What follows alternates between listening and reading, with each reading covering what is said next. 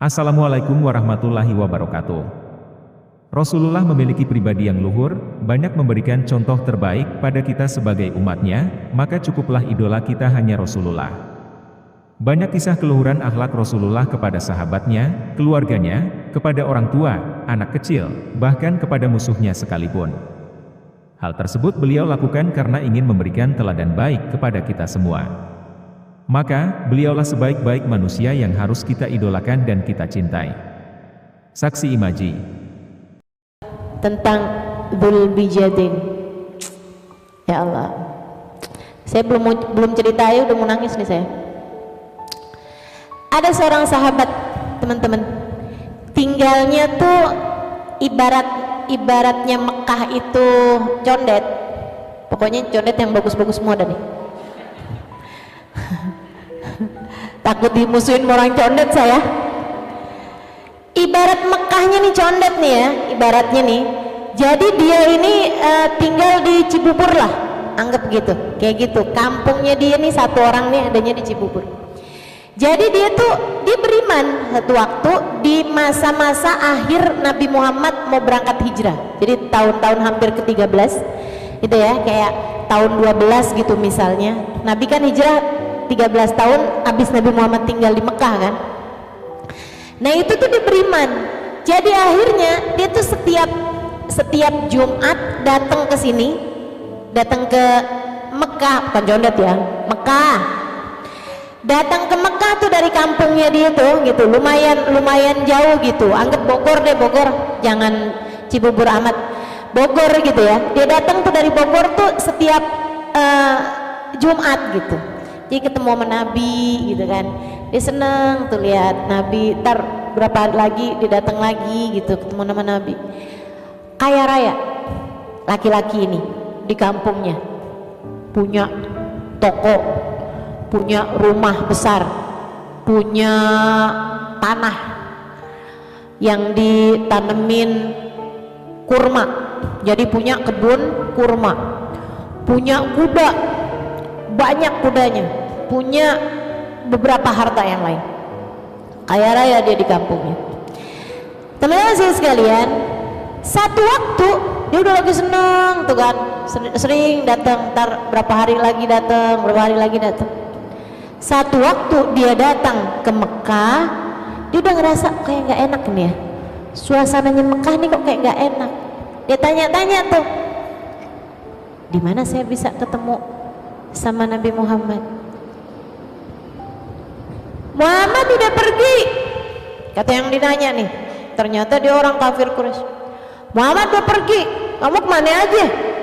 Muhammad udah pergi, udah sana balik, udah nggak bisa lagi yang kamu temuin. Jadi Nabi Muhammad rupanya sudah hijrah ke Madinah. Sedih hatinya, patah rasanya. Dia tanya-tanya sama orang Islam di situ yang masih sisa, sama temennya dia, papanya dia gitu ya. Dia bilang, iya Nabi Muhammad udah berangkat kemarinan, udah sempet nih orang kafir Quraisy ngejar ini apa, tapi nggak kedapetan. Oh sedih. Pulang ke rumahnya, tiap hari sedih. Dia punya semuanya tuh teman-teman, harta semuanya tuh dia punya, tapi dia tidak merasakan kebahagiaan, karena kebahagiaannya ada pada seseorang yang sekarang rasanya udah jadi semakin jauh gitu. Jadi sehari, 2 hari, seminggu, 2 minggu, ya ampun, gini amat ya. Biasanya kalau kerja dapat duit, beliin hadiah, terberangkat dah ke Mekah, ngasih-ngasih menabi, semangat gitu rasanya gitu ya. Sekarang nggak ada Nabi Muhammad, rasanya kayak duit jadi nggak ada enak-enaknya rasanya. Teman-teman, tuh orang kalau udah punya cinta sama Nabi, ngelihat duit tuh yang kebayang gimana caranya biar duit ini buat Nabi Muhammad. Gimana buat Nabi Muhammad? Kalau zaman sekarang gimana buat Nabi Muhammad? Buat dakwahnya Nabi Muhammad. Ada anak-anak susah-susah yang nggak bisa sekolah, dipondokin dia yang biayain. Ada pondok-pondok pesantren yang susah-susah, dibantu. Ada ulama-ulama yang mau bikin kajian-kajian, begitu kan ya? Dibantu. Kan duitnya buat Nabi Muhammad, buat dakwahnya Nabi Muhammad. Biar orang tambah banyak deket sama syariat agamanya Nabi Muhammad. Yang kebayangnya begitu. Saya udah kebayang gitu, ada rumah bagus, ya ampun, nih kalau bikin majelis cakep dah nih. Oh gitu ya? Udah lihat tempat gitu kan gede, oh keren banget nih kebuat maulid ya, asik nih kebuat maulid nih, orang gak desek-desekan kesianan gitu. Teman-teman sekalian yang saya muliakan, yang kebayang tuh buat Nabi Muhammad. Jadi dia ngerasa ya ampun nih punya duit tapi nggak bisa pakai buat Nabi Muhammad. Nabi Muhammadnya udah jauh, ya Allah, nggak ada enak-enaknya di duit. Dia ngeliatnya begitu. Tambah hari, seminggu, 2 minggu, sebulan, 2 bulan. Lama-lama dia mikir, dah di neraka nih. Surganya ada, cuman masalahnya jauh. Ya udah dah, bismillah. Mulain, siap-siap. Yang bisa dijual. Gitu kan? Yang bisa dijual. Kumpulin tuh duitnya. Tapi kan kalau misalnya jual tanah kan nggak cepet, mau jual rumah kan nggak cepet, mau jual ini itu apa segala macem nggak cepet juga, dan takutnya menimbulkan kecurigaan orang di kampungnya, orang-orang yang nggak Islam. Waduh, ini serem nih, gimana nih? Udah, habis itu udah sehari 2 hari siap, dia mau hijrah, mau berangkat pergi pada Nabi Muhammad. Sampai di waktu yang udah ditentukan, itu kudanya udah dibersihin gitu kan,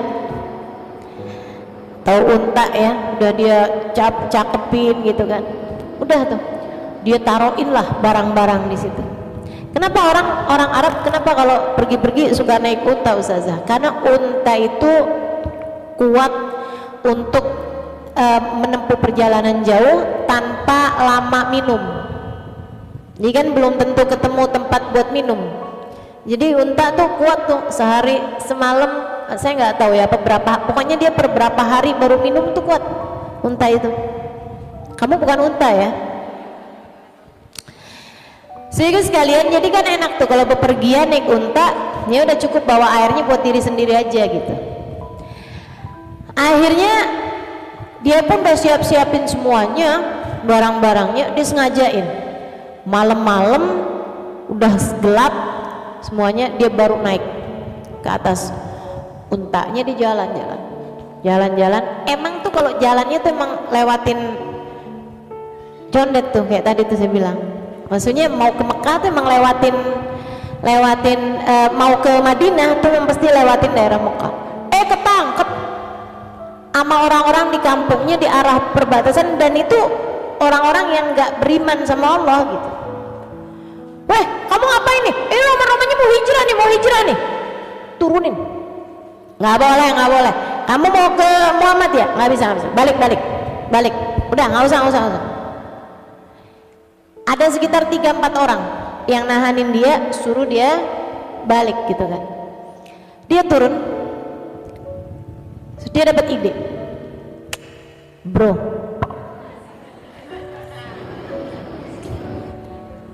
gini aja deh, negosiasi nih. Lo tahu kan siapa gue? Gue tahu. Lo kan tahu nih. Ini saya pergi nih kagak ada yang tahu nih. Kamu tahu kan rumah saya segede itu? Iya emang, siapa yang gak kenal sama lo? Ini saya bawa kuncinya nih. Saya bawa istilah katanya sama surat tanahnya lah, saya nggak ngerti lah ya waktu itu kepemilikan tuh dengan apa gitu. Saya bawa nih kuncinya.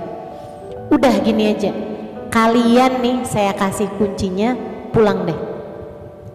Tutupin keadaan saya, jadi tuh rumah bagi-bagi dah.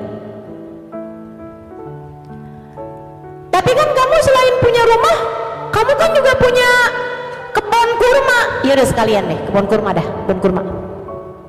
Dah, bolehin saya hijrah ya. Gitu kan. Tunggu. Mereka berembuk. Abis berembuk, ini dia nih, orang-orang yang kepalanya kalau dibuka isinya cuma angka.